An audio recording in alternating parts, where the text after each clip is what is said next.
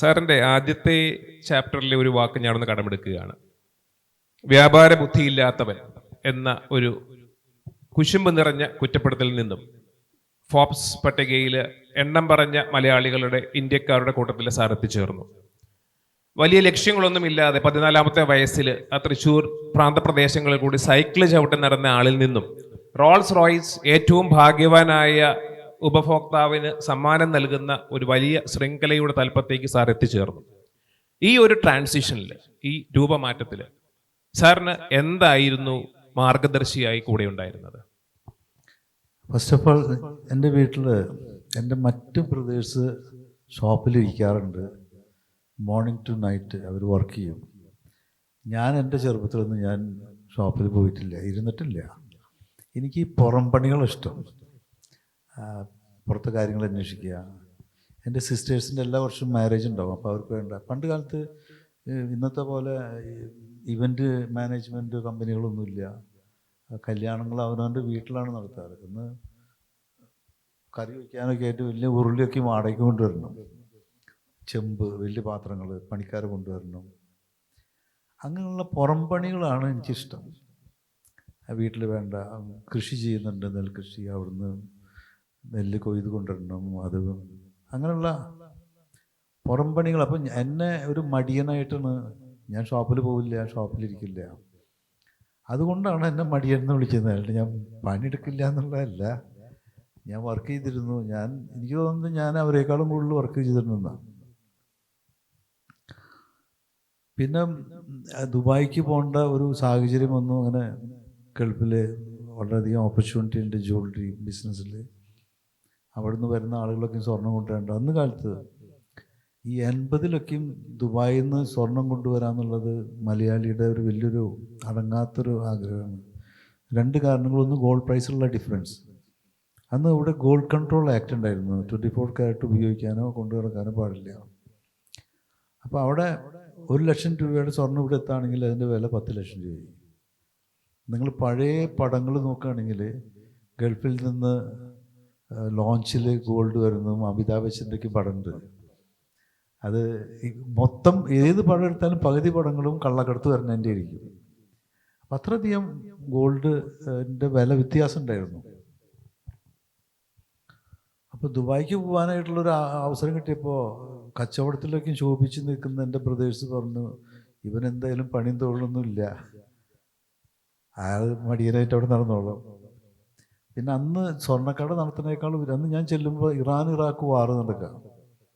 അപ്പം എൻ്റെ അടുത്ത് പറഞ്ഞു, നീ ജോലി ഒന്നും ചെയ്യണ്ട, വല്ല ചെറിയ എന്തെങ്കിലും ആക്ടിവിറ്റീസ് ചെയ്ത് കുറച്ച് NRIയിൽ പൈസയ്ക്കും കൊണ്ടുപോവാ.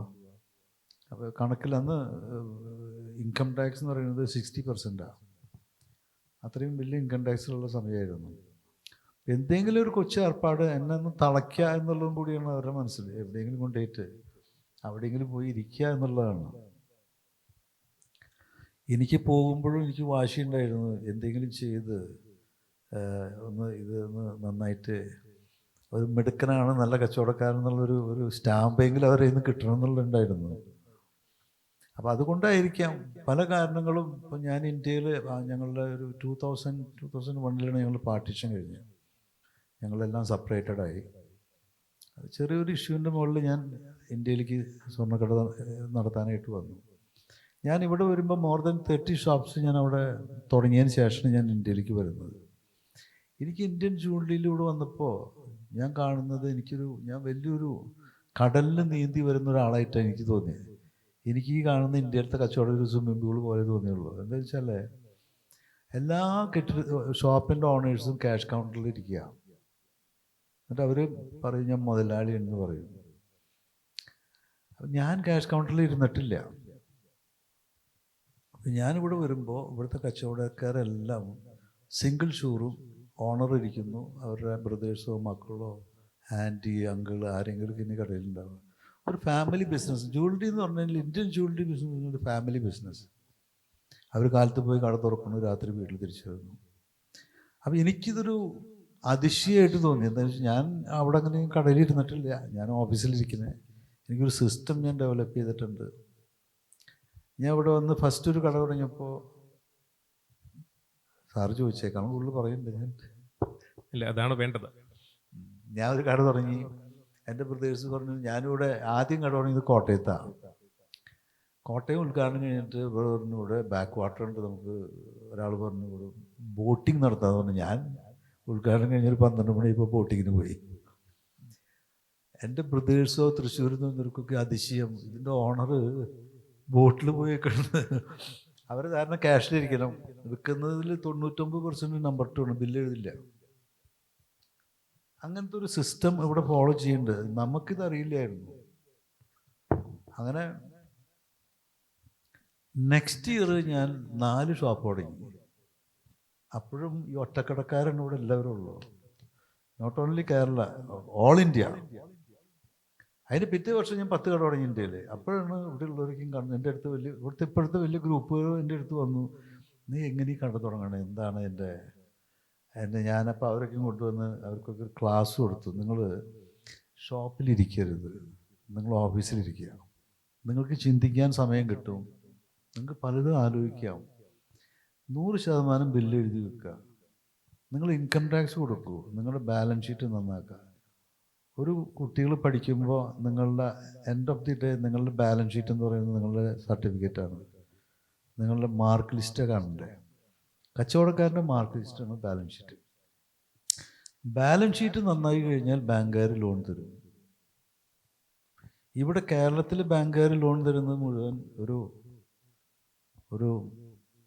എന്താ പറയുക, ഗോൾഡ് ലോൺ കമ്പനികളില്ലേ, മണപ്പുറം അതല്ലെങ്കിൽ മുത്തൂറ്റ്, അതിനൊരു അപ്ഗ്രേഡ് വിഷനാണ് ഇവിടെയുള്ള. ഇവിടുത്തെ കേരളത്തിലെ ബാങ്കുകാർ, കാത്തലിക് ഇസ്ലാം bank, South Indian bank, Federal bank, അവർക്ക് വേണ്ടത് എന്താ, നമ്മളെന്തെങ്കിലും പ്രോപ്പർട്ടി കൊടുത്തു കഴിഞ്ഞാൽ അതിന് എതിരായിട്ട് അതിന് അനുകൂലമായിട്ടുള്ള അത്രയും രൂപയുടെ ക്യാഷ് തരും.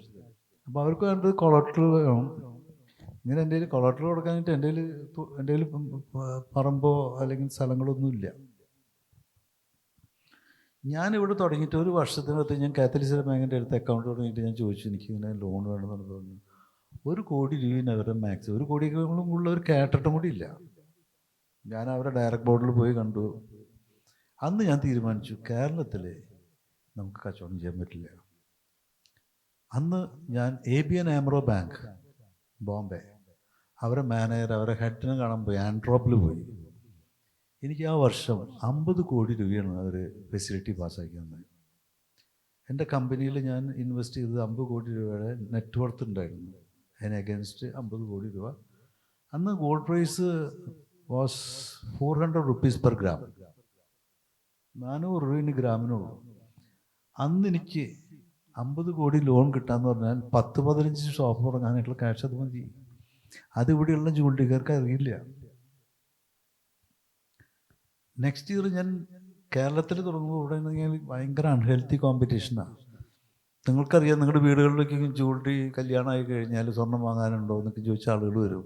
അത്രയ്ക്കും തരം തന്നു ആ സ്വർണ്ണ കച്ചവടത്തിൻ്റെ ലെവലൊക്കെ പോയി. അന്ന് ഞാൻ തീരുമാനിച്ചു, കേരളം നമ്മുടെ സ്ഥലമല്ല, കേരളത്തിൽ ഗോഡ്സ് ഓൺ കൺട്രിയിൽ വല്ല മുടക്ക് ദിവസം വന്ന് പ്രകൃതി ചികിത്സയോ അല്ലെങ്കിൽ ആയുർവേദമോ ബന്ധുക്കളെ കാണാൻ പോകാം. എന്തായാലും മിക്ക ദിവസവും ഹർത്താലായിരിക്കും. അങ്ങനെ ഹർത്താലും ആഘോഷിക്കാം, ഫാമിലിയെ കാണാം. ജീവിക്കാനായിട്ട് നമുക്ക് പുറത്തു പോകണം. ഞാൻ 2004 ബിഗിനിങ്ങിൽ കോയമ്പത്തൂർ കട തുടങ്ങി. അതിനുശേഷം നോർത്തിലെ കട തുടങ്ങാൻ ആരംഭിച്ചു. ഇന്ന് എനിക്ക് 100 റീറ്റെയിൽ ജ്വല്ലറി ഇന്ത്യയിലുണ്ട്. അതിൻ്റെ 10 ഷോപ്പ് ആദ്യം തുടങ്ങിയിട്ടുള്ള കേരളത്തിലുള്ള തിരുവല്ല, കോട്ടയം, അങ്ങനെ കുറച്ച് കടകൾ എനിക്കുള്ളൂ. ബാക്കിയുള്ള എല്ലാ കടകളും പുറത്താണ്. അപ്പോൾ ഈ പുറത്ത് തുടങ്ങിയപ്പോൾ ഞാൻ 2-3 കാര്യം ചെയ്തു. കേരളത്തിലെ ഓഡിറ്റേഴ്സിനെ മാറ്റി KPMGനെ കൊണ്ടുവന്നു ഫ്രോം ബാംഗ്ലൂർ.